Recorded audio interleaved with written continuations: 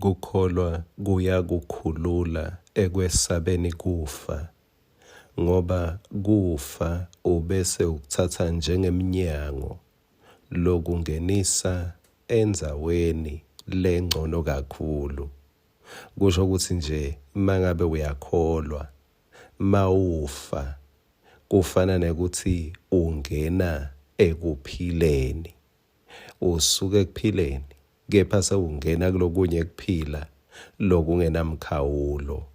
Ngiko umpostoli Paul uthi kufa luphi lidonsi lwakho. Nawe kuthwalele kufa. Kungabikho longakwesaba lokucabanga ukuthi hey mangafa kungaba njani.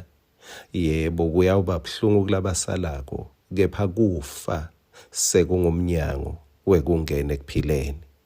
Nasi kwasakavuka udle sisithola encwadini yaSamuel wekucala sahluko 23 siqale kuverse 1 siye ku2. Base batshela Davide bathi buka la emaFilisti asahlasela iKheyila athumba nemabala ekubhulela. Davide wabuta kuSimakathe wathi ngihambe yini kuye uhlasela lamaFilisti. Simakathe wamphendula wathi hamba uye uhlasela emaFilisti usinzise iKheyila.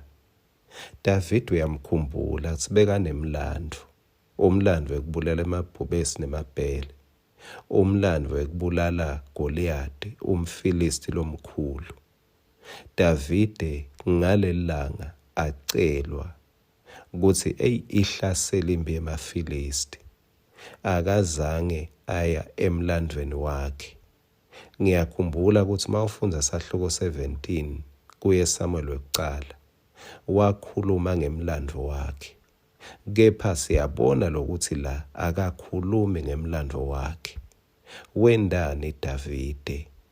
Waya wabuta uNkulunkulu. Wathi ngingaya yini? Davide ngathi bekafuna imvume kumphathi wakhe. Davide ngathi bekafuna kufa kuthi uNkulunkulu ungakuphi, utawuhamba naye yini, ngoba bekangafuni kuhamba ngelwati lwanalo, noma bekade ukuthi uyingwazi. Kepha Davide bekabheka lilanga ngelilanga ngeliso lelisha, angahambi ngekwati kwayitolo. Sifunza lokho kuDavide sine nawe lamuhla. Yebo sewuyati nekuthi mawuhamba ubheka kuphi uhamba kanjani, imigwaco ithini.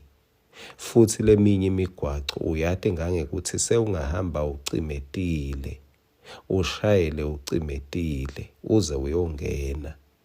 Kepha siyabona kumcoka kubuta kuNkulunkulu.